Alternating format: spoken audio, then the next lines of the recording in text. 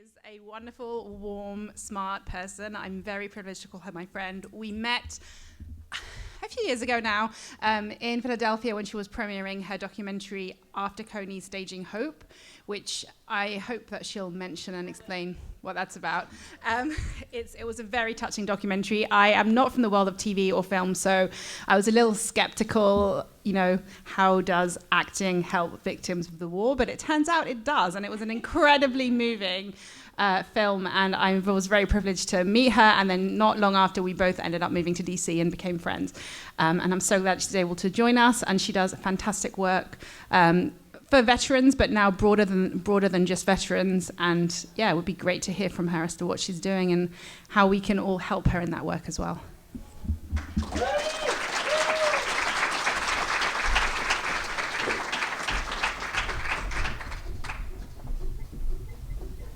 Well, thank you, Claire. And I've been incredibly lucky to have a friendship with Claire as well. She's been a really wonderful, close friend to me.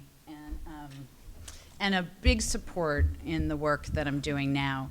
And we can open it to questions. I just wrote a whole bunch of stuff because I tend to forget things if I don't write it down. So, well, first of all, I just want to thank you for all being here this weekend. It is very, it's heartwarming to have so many people here who care about a show that I was very lucky to have to be a small part of, and a show that I loved as a viewer, and just as an American, I loved that show, and it's nice to be among people who are like-minded in that way. And I also want to thank Claire and everyone here who has been supportive of the work that I'm doing now. And I know that my West Wing family, and I include all of you in that family, have been immensely supportive, and I wouldn't want to be on this journey and doing this work without the support of this West Wing family. I have had the incredibly good fortune to have a career as an actor and be part of several high-profile projects, and that's given me the opportunity to share the stories of and advocate for the issues and causes that I care most deeply about. And that journey has led me to what I'm doing today, and that's the role that I'm probably most proud of now, is serving as an advocate for veterans and criminal justice reform. And I now work at an organization called National Association of Drug Court Professionals, and I first came to NADCP, which is what I'll call it from now on, because I cannot possibly say National Association of Drug Court Professionals throughout this. But so I first came to National Association of Drug Court Professionals, NADCP, through their Veterans Treatment Court Division, which is called Justice for Vets. And I came on board as a senior director there. And now, as Claire mentioned, I've expanded my role to lead up the newest justice reform initiative called Advancing Justice, where I will fight to expand treatment courts for everybody. And is this working? Well, okay, good. For everybody, veterans and civilians. And then we'll also be fighting to fix some of the most serious issues facing our justice system today. I didn't change jobs, I didn't change organizations, I'm just expanding my scope of work. When Claire and I were talking about what this would be today, I often get asked, how did you go from being on television sets and movie sets and on stage sets in Hollywood to traveling around the country to courtrooms and an office in Alexandria, Virginia? And it does sound like a big leap, and in some ways it has been a really big leap, but in other ways it really was just the next step on a path that I was already on. And I think we touched on it earlier. Ever since I was a little girl, I have been involved in service issues, and I'm lucky that I had parents that encouraged and supported that, and that I went to a school, actually, that really made service an expected part of student life. In LA, my friends always teased me that my acting career supported my nonprofit habit. And it was actually true. And my other friend, I have one friend, Anne, who coined it. I think she coined it, but she's like, well, you're an actor and you're an activist, so you're an activist. And I actually, years ago, made a business card that says activist on it, and it's very different than my business card now. Claire's seen it; it's like pink and orange, and now my business card's very official. But I guess I should probably start with why I became an actor in the first place, and it really wasn't about the glamorous pieces of it, or it wasn't really even about wanting to be famous. It was about people, and it was about stories and sharing those stories, and stories that might otherwise not get heard. It was about working on characters whose externals might be very different from mine, and seeking to find a deeper understanding about our common humanity. It somehow felt comforting to me to know that we all suffer and struggle and experience joy and failures and love and loss. And it somehow made me feel less alone. And I believe that art is how we share the experience of what it is to be human. I believe that art can build the muscle of empathy, and it can help really, through empathy, move positive social change. I think art is incredibly powerful. So after college, I moved to New York City to study theater, and I went to a conservatory program, like a 2-year conservatory program at the Neighborhood Playhouse School of the Theater. And coincidentally, Alice and Janney also went there, but we went at different times, so we didn't know each other. And it took, I guess it was in the first season we figured out that we both went there, but and that we actually had common teachers and everything. So that was fun to share that with Allison, and to still actually share that with her. And it was in the classrooms at the Neighborhood Playhouse that for the first time in my life, I felt like all the things that I didn't necessarily like about myself, the imperfect parts, the messy parts, the things that I had shame about, they were not only accepted, but they were celebrated. And, what was useful in those rooms was not being perfect. It was courageously exploring all the parts of ourselves, the light parts and the dark parts, and bringing those pieces to our work.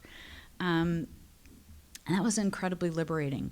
I remember when I first started at the Neighborhood Playhouse, we were asked by one of our teachers, and it was really one of the first, I think it might have even been the first class of the first day, what is acting? What is to act? So, of course, we're all sitting there trying to figure out the best answer and the most perfect answer. And so we were all saying really ridiculous, complicated things. And the teacher just stopped us. And you can shout out, what is to act to you? What is to act? Does anyone have an idea? What is to act? That's a good one. That's absolutely true. To act is? Embody a different person. To what? To do. To act is to do, right? I mean, it's all of those other things too, but at its most simplistic thing, to act is to do, and obviously that's a great lesson for acting, but it's been an even more useful lesson for me in life. To act is to do. It's not to hope that somebody else does it. It's not to hope that the situation will suddenly become right for me to act, or the situation will, or for someone to choose me to act or to invite me to do. It's not to wait till I'm perfect or the situation's perfect to do. It's just simply to act. And when you see a wrong, you act to right that wrong. And that lesson has shaped my life more than any other. And acting really has been a wonderful experience for me in many ways, and many of the ways that we talked about today, but also creatively, artistically, and as a human being, being able to embrace and accept all pieces of ourselves and our humanity and see that there's light and dark, and they are what we all have. For me, acting was wonderful. It also was never enough in and of itself, and actually Janelle Maloney always said that. She goes, acting's never alone been enough for you, and I think that that's true. I wanted to do more, and I was thinking, if acting had such a positive impact on me, and the things and the lessons that I've learned in acting, that maybe it could be used as a tool to help other people too who didn't have the same opportunities that I've been given, because I have been given incredible opportunities. And I got together with a couple other actors, and this is long before West Wing. Well, not long, it was 1995. I got together with a couple of their actors, and we co-founded a nonprofit organization called Voices in Harmony.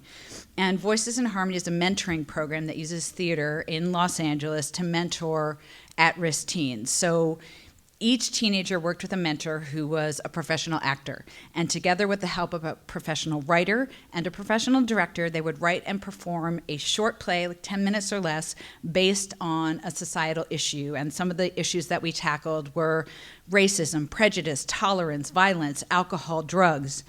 And then we would fully produce several evenings of these short plays, and that the mentor-mentee teams would perform for their community, all of our communities together. During this same time, I worked on some independent films and did, I had an affair with Dr. Dorman on a soap opera on General Hospital. And then I set someone up to take the fall for the heroin trade in Port Charles. And then, of course, I had to get strangled. But all the while, I was doing Voices in Harmony, and a couple of years later, I got the West Wing, and I was continuing to run Voices in Harmony because my role on the West Wing afforded me that. Again, my acting career supported my nonprofit habit. And all the cast and crew of the West Wing jumped in to support. And I remember Janelle coming up to me. It was one of the first days at work. And she said, I hear that you run this really great program for teens, like a theater program for teens, and I want to help. How can I volunteer? And that was how that's how Janelle and I became friends. She became a incredible tutor for a young woman who's actually, her, Carla. Janelle was Carla's tutor.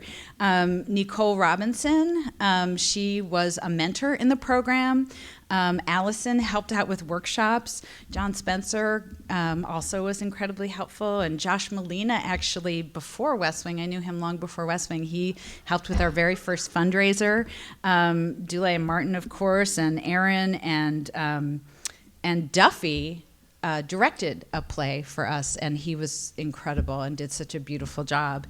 And Warner Brothers came on board. I mean, it was a great place to work. Warner Brothers is an amazing place to work. I remember I was just at work one day, and this golf cart pulls up, and this beautiful woman gets out of it. She goes, "Hi, I run our employee programs, and we want to support what you're doing with teens." And so, Warner Brothers came on and supported it, and the producers did, John Wells, Lou Wells, and they're just an incredible group of people. Everybody that I couldn't have asked for a better group to have spent 7 years with, and honestly, I only wish it could have been 7 more. They're not only just incredibly, insanely talented actors, but as great as they are as artists, they're even better people. And we're all still very close, as you can tell. And every time I've asked my family of the West Wing to support the work that I'm doing, they jump in and have never said no, and they always show up with all of themselves and ideas for them to do even more. We mentioned Martin Sheen being our leader, and he really modeled for all of us how to live a life as an artist and use your gifts and platform to be of service. And he really has been on a march, I think, for his entire life towards social justice. And I think that he is leading the way for all of us to follow him on that march. And what a great gift and honor it is to follow him as he marches towards social justice. When we were filming The West Wing, as we talked about, we were a family, and we still are a family. And I couldn't actually ask for a fiercer group of advocates for what I'm doing now with treatment courts than the West Wing family. And while we were filming West Wing, I got divorced, and I went through a very difficult, dark time, and everybody was absolutely there. And someone very wise suggested to me that every night I write down 3 things for which I'm grateful. And no repeating. That was the trick, no repeating. So the first week and a half was pretty easy, and then afterwards I was digging kind of deep, and I'm like, okay, this pencil to write the list, and the piece of paper to write the list on. And then I stopped for a second. I'm like, you know what? Actually, there are a lot of people in the world who don't have a pencil and a piece of paper. And maybe I need to go be of service to some of them. And so I went to South Africa. I volunteered for an AIDS organization, which led me to volunteer in war-torn northern Uganda to work with International Medical Corps, who actually headquartered here. Oh, not here. They're not headquartered here. I felt like we were in Los Angeles for a second. But they do have a headquarters here too, in DC. But I worked with malnourished children and their mothers up in the north, where they'd had a brutal rebel war for many years, and really over 80% of the population of the north had been displaced in these internally displaced persons camps, where at the height of the insurgency, I think 1,000 people a week were dying there, often of things like malnutrition, cholera, the things that people should not be dying of today. And the theater program that I'd been doing in Los Angeles was all happening at once, and West Wing was all happening at once. And so as I was leaving the camp, I remember a man came up to me and said, "Please don't let us die in this horrible place. Please tell the people in America what's happening to us here, because people in America are good, and if they know, they'll do something."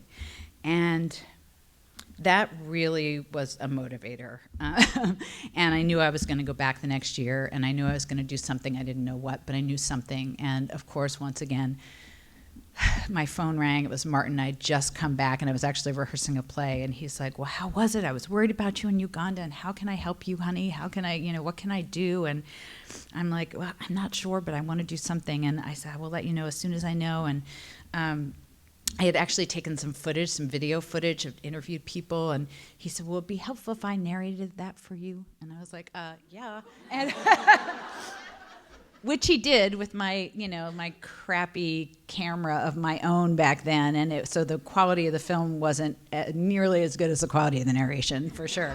But that helped me. It was a tool that I was able to use to go back the next year to northern Uganda and take a version of the theater program that we'd been doing in Los Angeles to work with former abducted child soldiers, teenagers in northern Uganda in these internally displaced persons camps.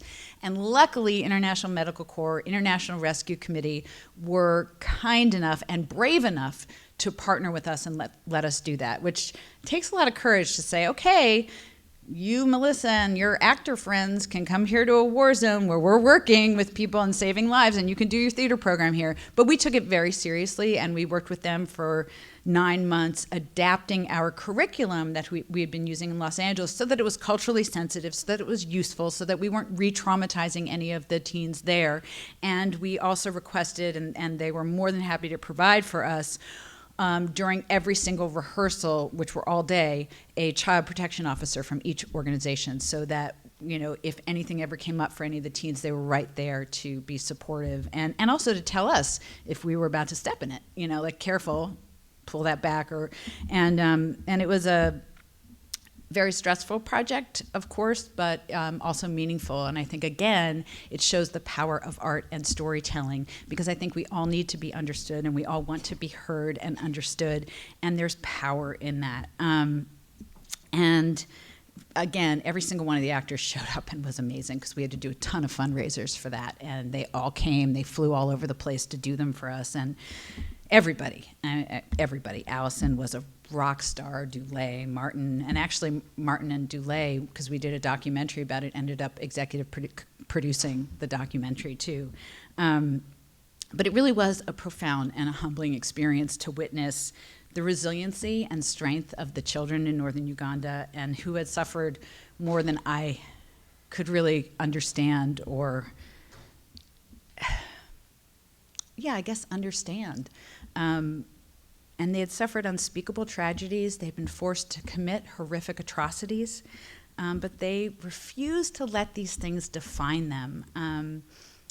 They persevered. They signed up to do a theater program with a group of American actors, and they showed up every day, and they showed up with all of themselves, and they fought to tell their stories to their community, because they were fighting for a better life for themselves and for their families and for their community and their country. And they did a remarkable job. And We ended up making an award-winning documentary that Claire came to Philadelphia to the screening of After Coney, Staging Hope. And our editor on the film was making promotional videos with veterans for the Army. And he saw that many of them were struggling and wanted to help them share their stories on film. And I loved the idea, so I jumped on board and said I'd like to help produce it. So I did. And this film's called Halfway Home, and it profiles several returning veterans from different eras who struggled with the transition after experiencing the trauma of war. And I need a Kleenex.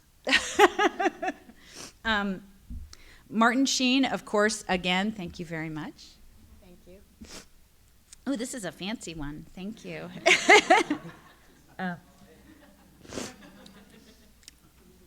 Janelle actually made a joke about it. She's like, you're the only person who I know when they cry about their job, it's a good thing. Martin offered to narrate that film too, and it's actually a great, I'm very proud of that film. And working on that film, I was able to get to know some of the men and women and that we profiled and what they have gone through and what some of our veterans and their families are facing when they return home from service. And while all this was happening, a dear friend of mine who'd been struggling with substance use disorder ended his own life. And soon after that, Martin Sheen asked me to come speak at National Association of Drug Court Professionals conference here in D.C., and I did. And Martin has been an advocate for drug treatment courts since the early days of drug treatment courts when it was a really heavy lift. And he has been, yes. And he has continued to be an advocate for these courts for over 2 decades. And, when I attended that conference, I learned why, because I was hooked. So we had just completed the film. The CEO of National Association of Drug Court Professionals had called me to let me know that they had just launched this Veterans Treatment Court division called Justice for Vets, and that they were going to hold the first ever National Veterans Treatment Court Conference in D.C. I offered him the movie. I said if you wanted to screen it at the conference, I would come and bring the director and one of the veterans we profiled. He liked the idea, and as he was hanging up the phone, he said, by the way, we're looking for a new director for Justice for Vets. And without thinking, from sitting on my bed out in California, I said, gosh, if I were a veteran, I would throw my hat in the ring. And 2 days later, he called back and he said, were you serious? And I said, yes. And he said, well, when can you start? And it was October. And I said, how about January? And he said, how about Monday? And I said, how about January? And he said, how about Monday? And I said, well, before I start, I really want to make sure that I'm the right person because I'm not a veteran. I want to make sure that we think that I'm the right person for this job at this moment. And I need to call a couple people to see if that's right. And if I'm not, we'll find the right person and I'll help you. And I thought of one person and I called him, and it was Tommy Rieman. Tommy was one of the men that we profiled in Halfway Home. And on December 3rd, 2003, Tommy Rieman and his team were on a reconnaissance mission in Iraq when his convoy came under heavy enemy fire. Tommy used his own body to protect his men. He was shot twice. He suffered 11 shrapnel wounds, but he refused to be carried off. He continued to use his body as a human shield. He took charge. He moved the convoy out of the line of fire, and for his actions that day, Tommy received the Silver Star. He was acknowledged by President Bush in the 2007 State of the Union address, where he received a standing ovation that lasted several minutes. There was an action figure after Tommy, a video game after Tommy. Tommy is an American hero. But amid the accolades and the honors, Tommy was suffering. Tommy had PTSD. He was self-medicating with alcohol and drugs to cope. This was even several months after appearing in Halfway Home, where he was exploring on film his struggles. He was still in a tremendous amount of pain, and after a night of heavy drinking and pills, he left a note for his children, and he drove his truck into a tree, attempting to end his own life. Miraculously, he survived, but he was facing legal charges for driving while impaired. I spoke to Tommy on the phone about Justice for Vets just when this had happened. And he said, Melissa, you have to do this job. There's no veterans treatment court where I live in North Carolina. You have to do this job, and I'm going to help you. I'm going to jail, but I'm going to help you. So Tommy wasn't asking me to do this job to help him. He was asking for all the other veterans out there who needed a veterans treatment court and didn't have access to one because there wasn't one available. And I do not think that this nation is better off by having men and women like Tommy behind bars. I believe we are best served when Tommy and other veterans like Tommy receive the help that he needs, deserves, and has earned. So he can go home and be a father to his children, a son to his parents, and a leader in his community. And I believe we're best served when every veteran gets that opportunity. So obviously I took the job, and a few weeks later, I was here in D.C. being introduced as the Senior Director of Justice for Vets, and Tommy was able to come, and the director of the film, we screened it halfway home, and in the audience was the court coordinator for the very first veterans treatment court that had yet to be opened in North Carolina. And he went up to Tommy, and he said, if I can get your charges transferred to Harnett County, can you drive 2.5 hours each way and appear weekly in front of the judge? And Tommy said, yes, I can, and I will. And Tommy was able to participate in the program, the Veterans Treatment Court program, and he was one of thousands of veterans to receive help in a Veterans Treatment Court program that year. He was connected with treatment to address his substance use disorder and his mental health needs. He attended counseling sessions. He met with a veteran mentor. And slowly, with the court's help, he began to put his life back together.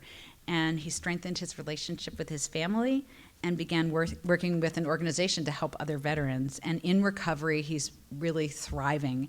And I truly am blessed to have such a dear friend in my life as Tommy. And he's an inspiration to me and to many other people, and a source of strength and of comfort. And in Tommy, I see the resiliency that defines not only our veterans, but so many people who have struggled with addiction and who are offered a hand up at their lowest moment. And in the years since, I have seen this same resiliency in people all across the country who've been given the opportunity to change their lives in a treatment court. And it has been an enormous change to move to this part of the country after 20 plus years in Los Angeles and all my friends being there. And I'm making new ones here, but it definitely has been a challenge, but it's also been the greatest honor of my life, the most rewarding experience of my life, to work on behalf of veterans and now to lead the newest initiative of advancing justice. And, you know, again, 2 years ago, NADCP awarded Martin Sheen with the it's Stanley Goldstein, who was the first treatment court judge, drug court judge in Miami, but the award's named after him, but it's a Lifetime Achievement Award for drug courts. So we awarded Martin that award. And he came to Anaheim. We were having that conference, because the conference has about 6,000 people come to that conference. It's a training conference for criminal justice professionals and treatment providers and other people interested in helping. And we were also that year awarding the rest of, like, Allison, Janney, Dule Hill, Janelle Maloney, Brad Whitford, Richard Schiff, Mary McCormick with Justice for Vets Ambassador Awards because of all their extraordinary work helping us with what we're doing with Justice for Vets. And so I asked them, I said, you know, Martin's never going to let us say really nice things about him. He'll, like, take the microphone, he'll do whatever. So I said, so this is what we're going to do. We're going to give you guys the awards. You're going to come up on stage. Then we have, like, a video, basically, this is your life, Martin Sheen in drug courts video that was a couple minutes long, and it was showing Martin just advocating for drug courts. And then you guys are going to come back up on stage, and every single one of you is going to say a couple sentences about what Martin's work has meant to you. And so we each did that, and Martin had to sit there and take it. And it was. I mean, I think it was really magical, and he was wonderful. And then he got up and, of course, rocked the house with his speech. And because it really is a mission for him. And he is, as you all know, a remarkable human being and an inspiration to everyone. I think most of us know that mass incarceration destroys lives, tears apart families, and perpetuates poverty and blights communities. And I'm sure we also know, yeah, this is so emotional. We also know that in the land of the free, we incarcerate more of our people than any other nation in the world. And the sad truth is that people who are suffering with substance use disorders and mental health conditions are more likely to be jailed than treated. And sometimes it does feel like an insurmountable problem and mountain, but I do believe that there's a tremendous amount of hope and that we are in an unprecedented moment for criminal justice reform. And working on behalf of treatment courts is an incredible opportunity because they do uphold the absolute enduring value of every human being, seeing in them their potential and their humanity. And in doing so, it's just an important part of changing our national perspective on what it means to serve justice. And with Advancing Justice, we are going to tackle the greatest issues facing our justice system today. And we will apply not only the principles to expand treatment courts, which, by the way, hold people accountable for their actions, but also provide them with the treatment and the support that they need to get their lives back on track. And these are in our court system. It's an interdisciplinary court team led by a judge. District attorney is on. It's non-adversarial, which is really kind of amazing. So you've got a judge, you've got someone from the district attorney's office, a prosecutor, you've got the defense counsel, probation, parole, treatment is in the room.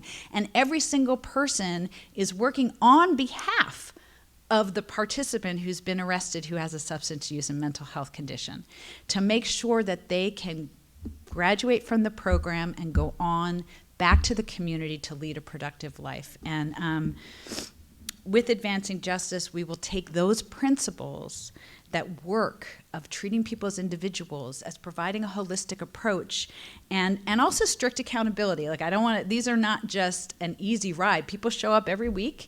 There's frequent and random drug and alcohol testing. These are serious programs, and they work incredibly well. And with Advancing Justice, we're also going to tackle issues of racial and ethnic and gender disparities in the justice system, and we actually have a journal that was just completed. It's on our website. You can go to allrise.org and you can go to justiceforvets.org. They all take you to the same place, or you can go to advancejustice.org. But our mission is to break down the barriers to inclusion and ensure that everyone has equal access.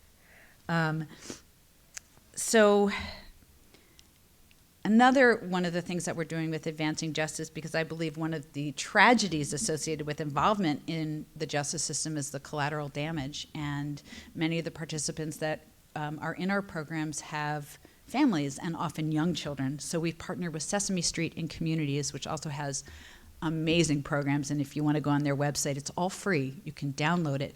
They have teaching tools and videos and different things that you can download, interactive, that deal with children of incarcerated parents, that have ones for military families, that they have one on trauma for children, they have one on domestic violence. Like, the resource is incredible. And I think we all know that when a parent finds recovery, it can still take children years to recover from the damage themselves. And I think that we owe it to our children, too, to make sure they have the tools they need.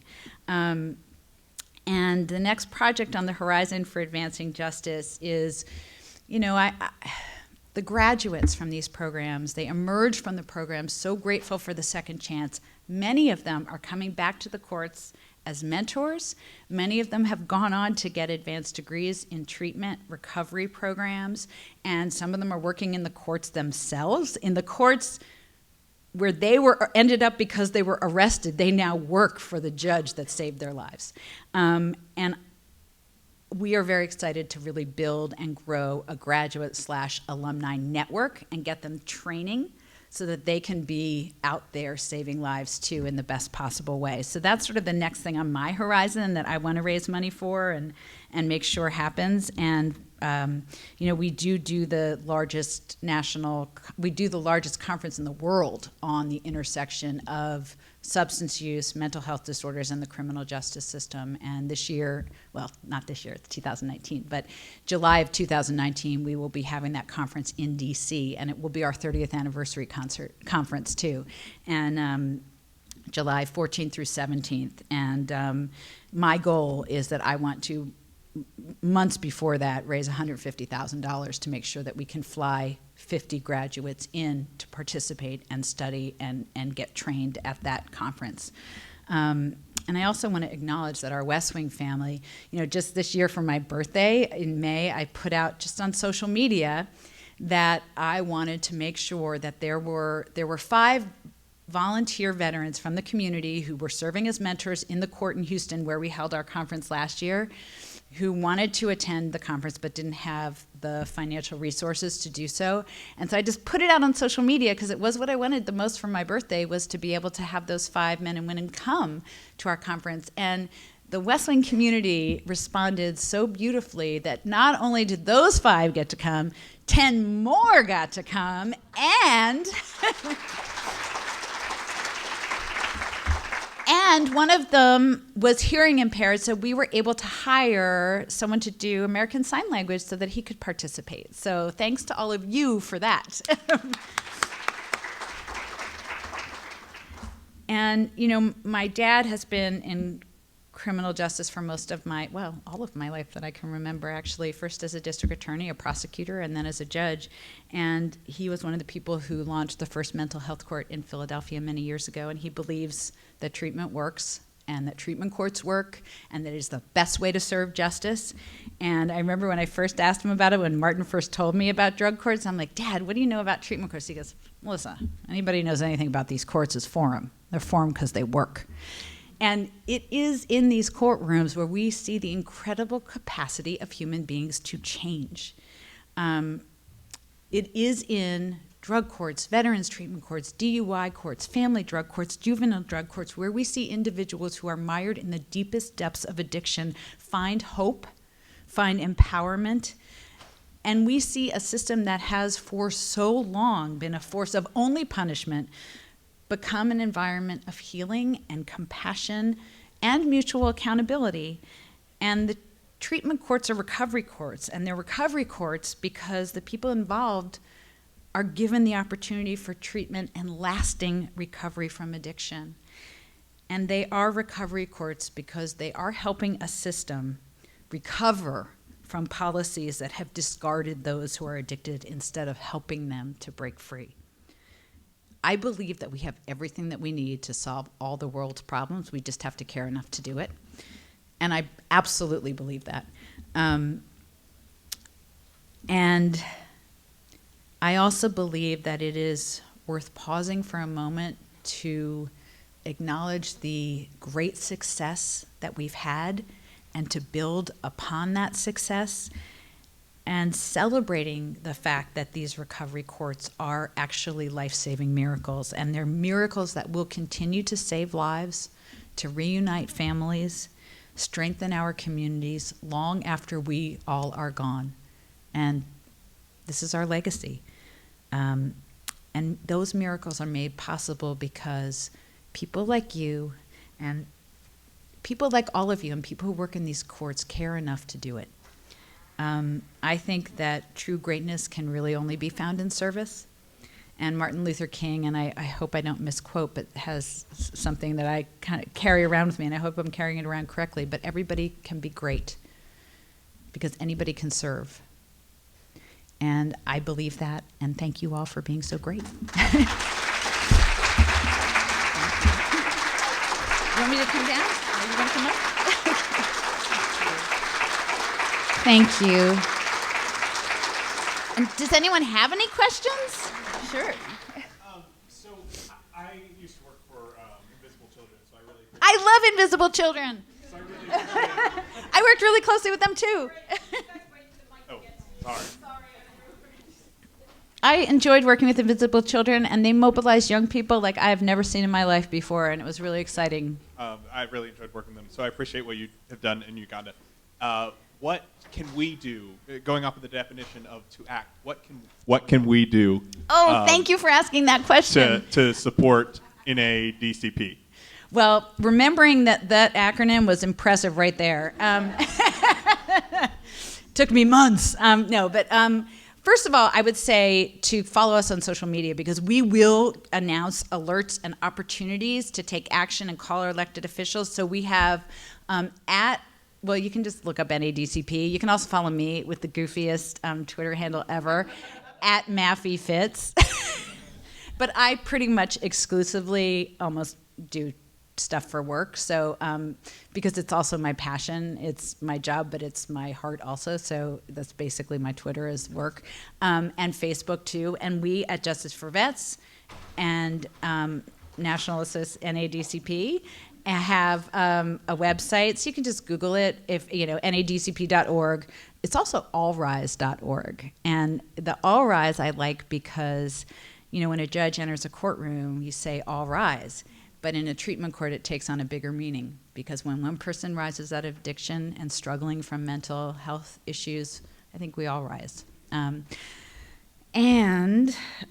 So Twitter, Facebook, social media, and then find out if there's a treatment court in your area where you live. And you can educate yourself. There's a ton of stuff on our website, lots of opportunities to send letters to your elected officials. Those things really work. And if there's not a treatment court in your area, find out why. See if you can visit one. They're so inspiring. If you can go to a treatment court graduation, they are miraculous. They're amazing. Call your elected officials, write to them, say that you support treatment courts and that you're going to watch and make sure they do too. Those would be my things that I would say the most. And if you're a veteran, find out if there's a veterans treatment court in your area. If you want to volunteer to be a mentor, that's a good thing to do too. Yeah, the email alerts. Yes, thank you. Thank you very much for bringing that up. We have email alerts. So if you sign up for our email list, you can get emails, maybe more than you want, but some good information in there too.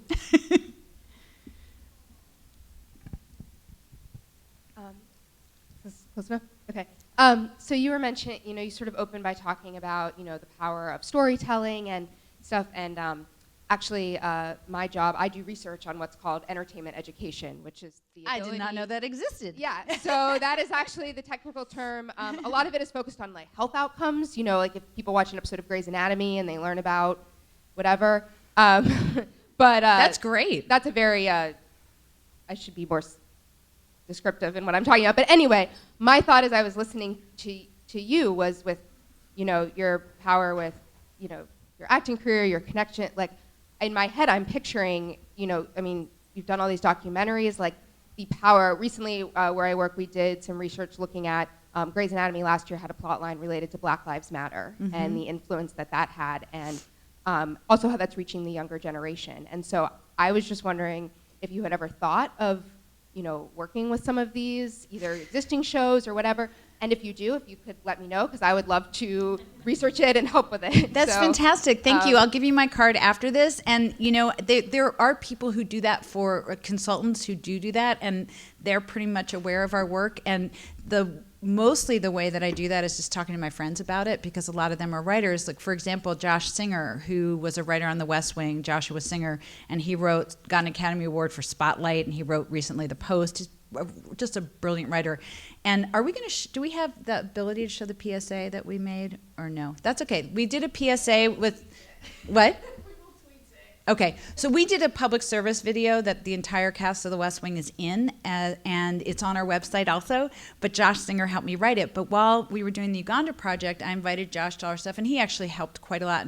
And we did multimedia presentations that had short form film pieces, but also had 3 monologues that we had written by professional writers. He was one of them. While we were doing that whole project, he was a writer on Law & Order SVU. Then he went to another show called Lie to Me, and then he was on another show too that I can't remember. He wrote storylines on child soldiers in Uganda on both of those shows, during the time that we're doing our project. And that really does work. And we did a lot of events in Los Angeles, and we do a lot of events still. And I absolutely think you're right. I think that the impact is enormous, especially when it's through a story rather than just like someone like me standing here talking about it. But I do think that's so powerful. I'm really excited you're doing that. It's cool. Hi. I just wanted to preface my question by saying that in high school, I and a dear friend of mine started a nonprofit called Operation Hometown Gratitude, where Wow. in 2 years, our junior and senior year, we sent 500 care packages to troops overseas. Wow. And he's from a military family, so his brothers who are younger carried on after we left. So it's doing great things. And a Gold Star family, we actually got to sponsor the organization, and I was really inspired by their story and this had lost their daughter. And I'm a writer, and I actually recently completed a novel. Congratulations. Which is about a group of military spouses at Camp Pendleton on the Marine base and how they sort of each individually cope with their spouses either being away or transitioning back home. And I just think that military families often don't get the voices that they really deserve, and they don't really get their stories heard, as you said before. And I was wondering if you could speak to the military families that you've worked with and their courage and what their mentality is like. Well, they're remarkable people, and they are truly of service for life. And this is just me speaking, but I feel like every military family, when one member of their family serves, the entire family serves, and their sacrifice is enormous, and I believe they are the unsung heroes of this country. I really do. Mary McCormick actually and Allison Janney this past year did the Memorial Day concert for PBS on the national, was it on the Mall, right? And they were the voices of two, one was a female veteran, and really, I think those things are important. Writing a novel, giving their voice, I think is critical. I also think there's a tremendous amount of humility in men and women of service and their families, so they will often not talk about themselves. I'm happy to see more and more that they are getting shown in the light that they should be shown in, which is people who've contributed so much to this country and who have asked for very little in return. And I think we owe it to them when they come home and they're struggling on the home front. We owe it to them to be there with programs that work for them and their families. Not just words of support our troops, we're a grateful nation. Those are wonderful and important things to say, but I do think that they ring empty if they are not followed up, again, by actions and actions in terms of programs that are actually proven to work.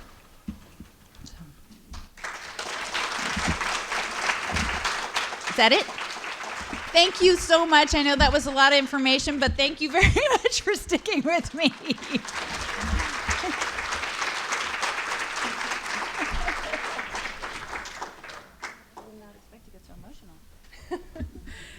Thanks, Melissa, for sharing that with us.